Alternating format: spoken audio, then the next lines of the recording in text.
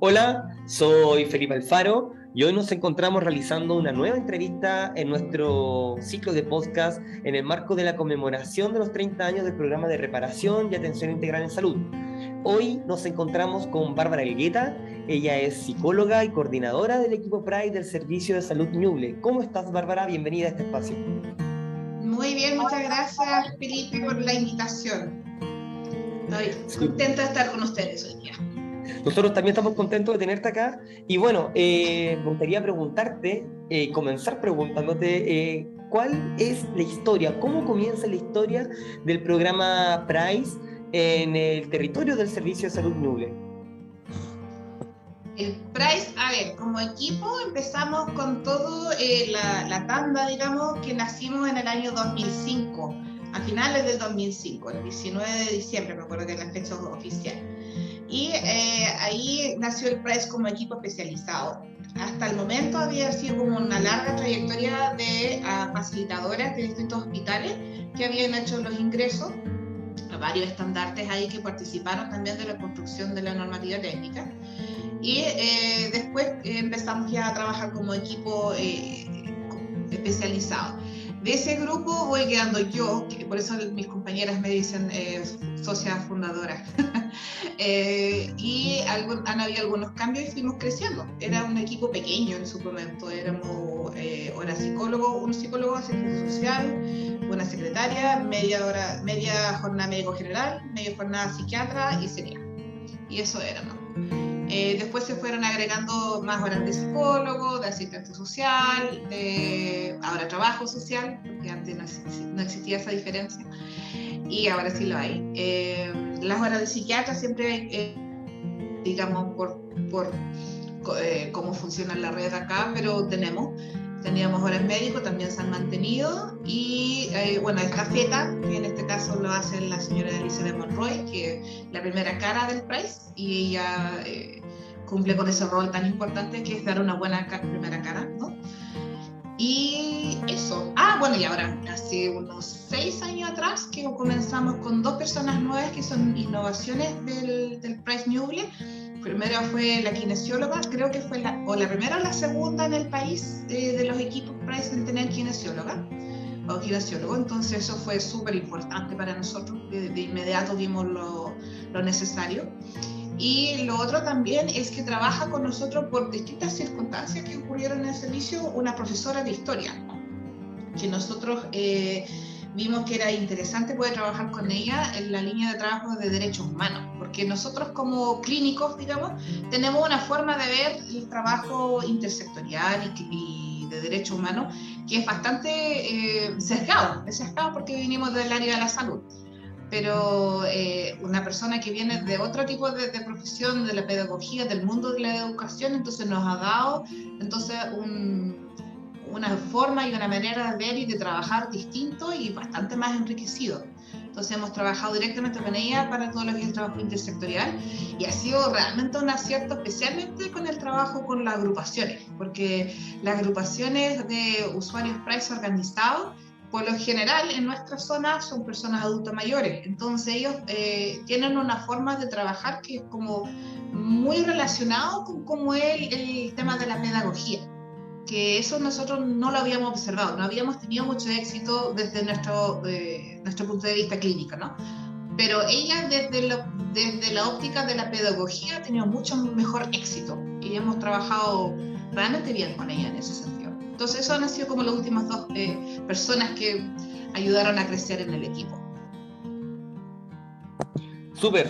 Bárbara, y consultarte lo siguiente, en relación a los eventos represivos que configuraron cierto el territorio en el cual tú te encuentras, ¿qué aspectos reconoces o qué aspectos nos podrías tú mencionar en torno a estos hechos de violencia que ocurrieron en aquella época?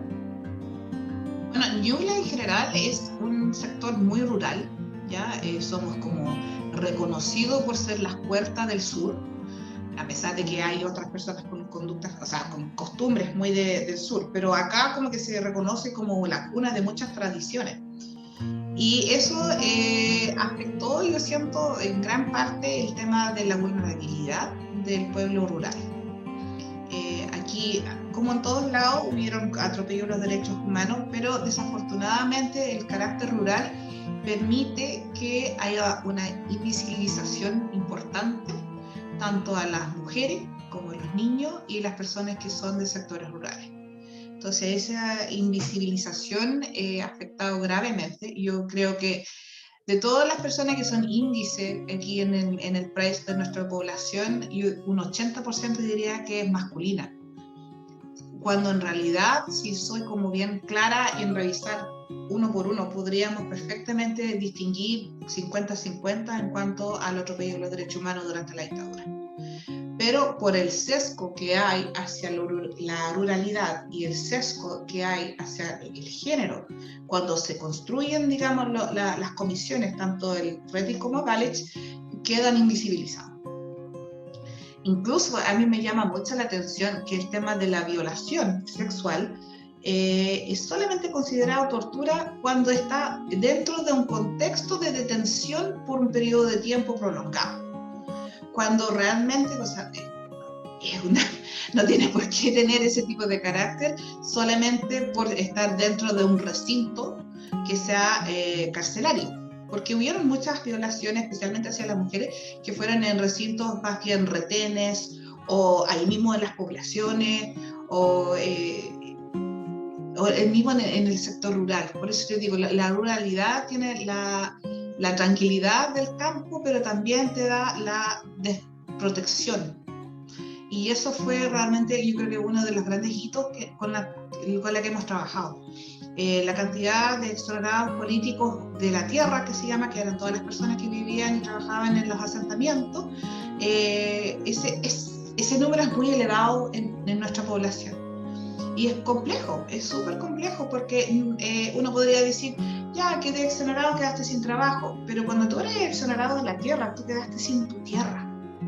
Y la tierra, como cualquier chileno, es fuerte, y cualquier humano es fuerte, porque te quedaste desarraigado. Es sacar un árbol de donde está, entonces ¿dónde vas? ¿Llega y lo replantas? No. Entonces es complejo, es súper complejo, porque quedaron sin hogar, quedaron sin alimento, quedaron sin capacidad de poder dar sustento a sus vidas, quedaron sin, muchas veces, la historia familiar, porque muchas de estas personas vivían muchas generaciones en un mismo lugar, en pésimas condiciones, pero en un mismo lugar. Entonces formaba parte de la historia familiar. Entonces estamos hablando entonces un desarraigamiento, pero profundo, desde el contexto de quién soy yo, desde mi identidad. Entonces no hay que mirarlo menos. El otro tema que para acá fue muy, muy grave fue el tema de la juventud, quienes estaban dentro de los movimientos que buscaban, por ejemplo, en las reivindicaciones laborales, por supuesto, que no tiene nada de malo eso, pero desafortunadamente los movimientos estudiantiles ocuparon como caracteres como más de rencilla que de otra cosa. Entonces, cuando llega el golpe y mucha juventud es detenida, simplemente porque dentro de los rivales, por decirlo de alguna forma, buscaban algún tipo de beneficio y perjudicar al otro. Entonces, cuando ocurre eso, si tú puedes ver, un porcentaje no menor de las personas reconocidas oficialmente como expresos políticos, en masculino, porque la mayoría son masculinos, la gran mayoría de ellos son muy jóvenes cuando son detenidos. O sea, tenemos dentro de la población, el 80% es menor de 30 años. Esos son muy jóvenes, esos son chiquillos jóvenes, eso es lo que están recién empezando la vida. Entonces tenemos eso.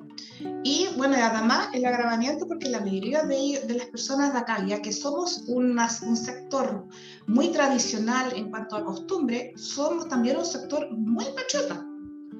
Entonces para nosotros, la época de acá, cuando eran jóvenes y son detenidos por los mismos gendarmes, de los mismos militares, digamos, con la que hice el servicio militar el verano pasado, entonces pasa que hay una sensación de traición muy importante, porque cada uno está actuando desde una óptica de patriotismo que te lleva a conductas que no necesariamente son constructivas para el patrio.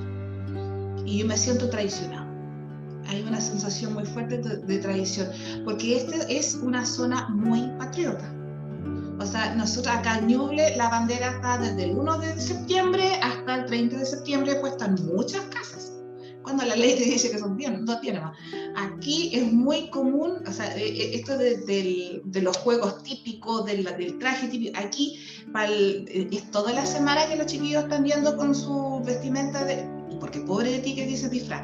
No, vestimenta tradicional al colegio, hacer los juegos típicos, hay mucho tradicionalismo acá.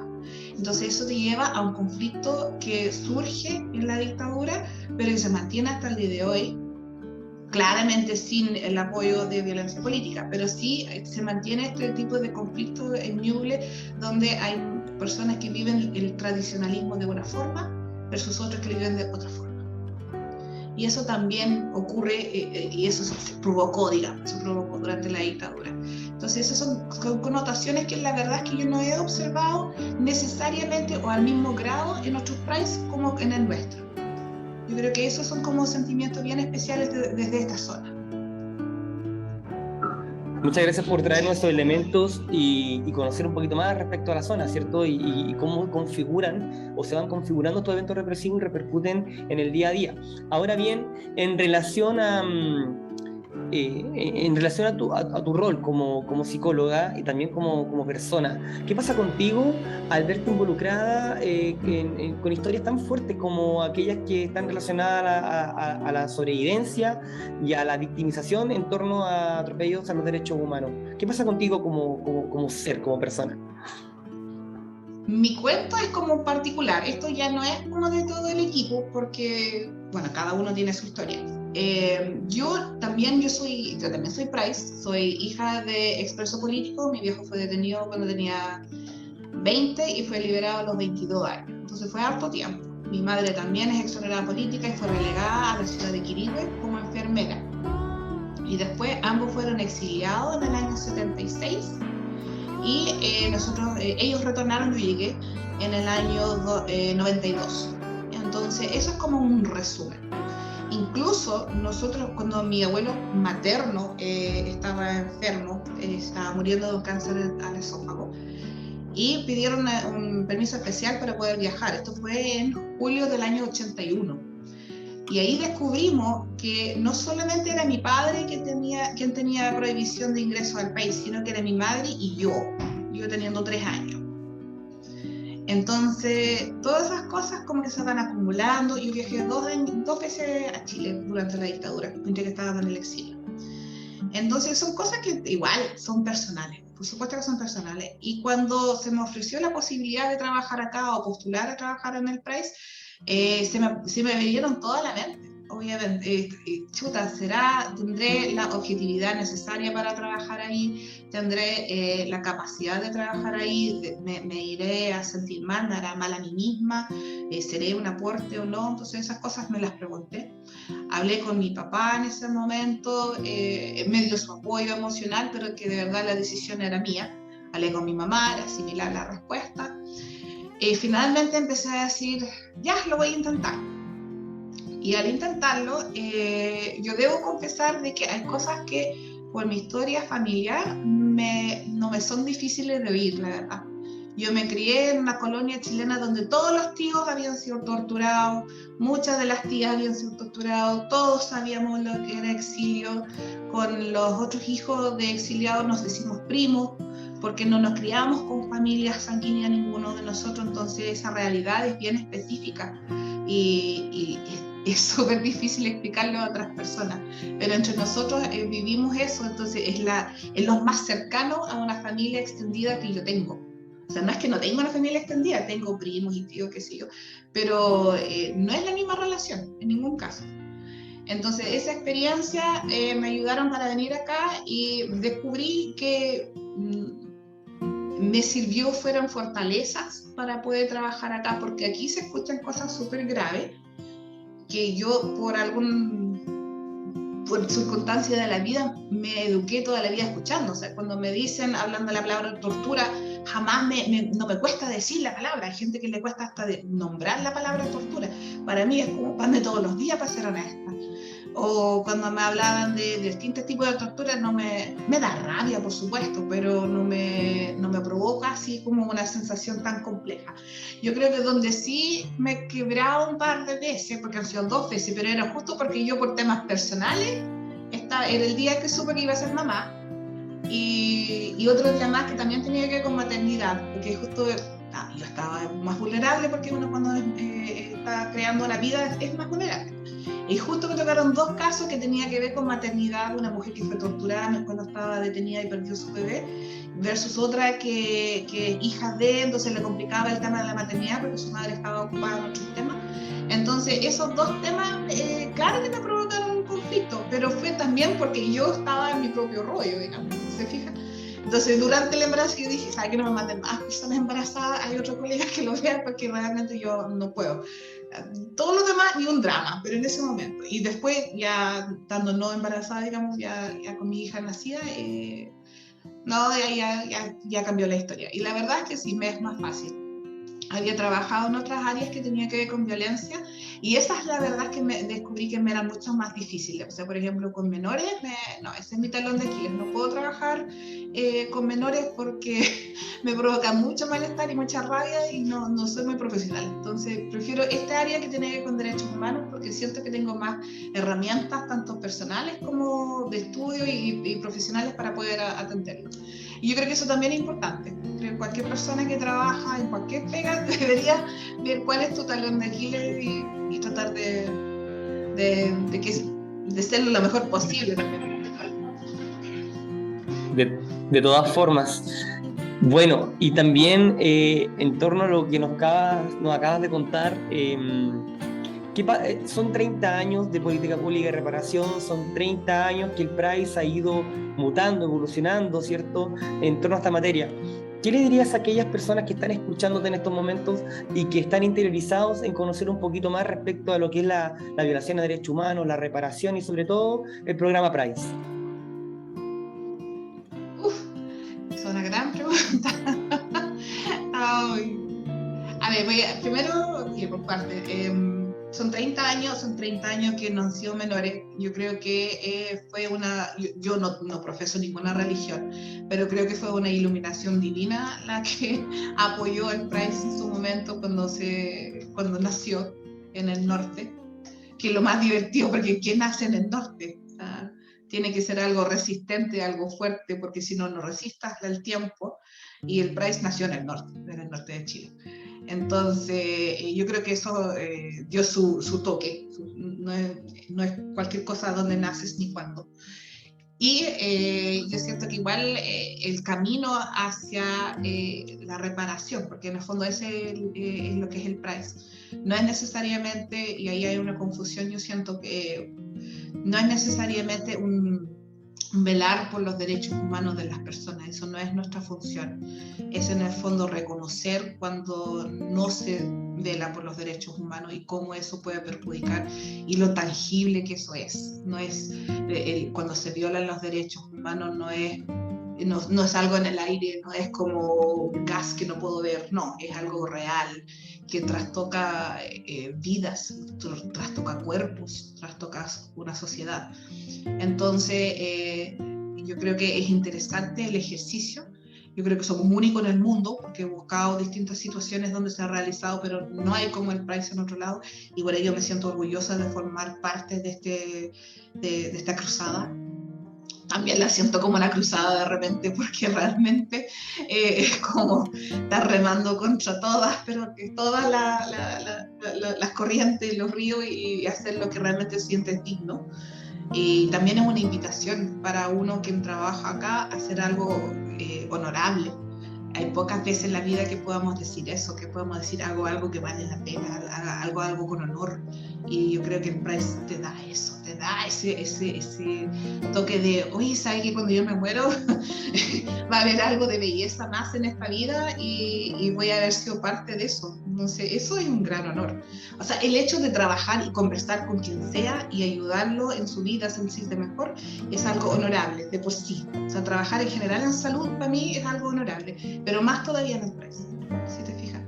Entonces, yo creo que trastoca todo eso. ¿Y qué diría a las personas? Le diría a las personas que nos tengan paciencia también, porque hacemos lo que podemos con lo que hay, y es horrible esa frase, la odio, pero es verdadera. Yo diría, luchen también para que el Pride sea más fuerte, porque en realidad sin la ciudadanía, programas como esta no podrían existir.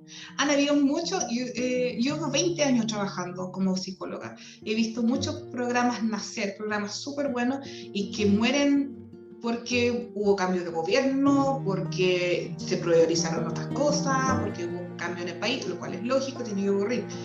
Pero programas como este son transversales, porque el atropello de los derechos humanos de parte del Estado, si bien cambia su forma, cambia sus actores, cambia la instancia, cambia la historia, pero no cambia la violencia. Entonces necesitamos que eso se haga claro, que se haga fuerte, pero también necesitamos hacernos cargo como sociedad, que si bien en algunos momentos sí somos víctimas en muchas ocasiones, pero también somos actores. Entonces esa sensación de proactividad también es parte de la cruzada, con la que estamos constantemente tratando de generar. Pero también a veces siento que hay días de mayor frustración que otros, por supuesto que sí, pero normalmente es más la satisfacción. Eso puedo connotar, honestamente. Lo que nos cuentas coincide mucho con lo que han dicho otros colegas tuyos a nivel nacional. Sienten que es un honor, que es un estilo de vida, que si no se imaginan en otro lugar que no sea el programa.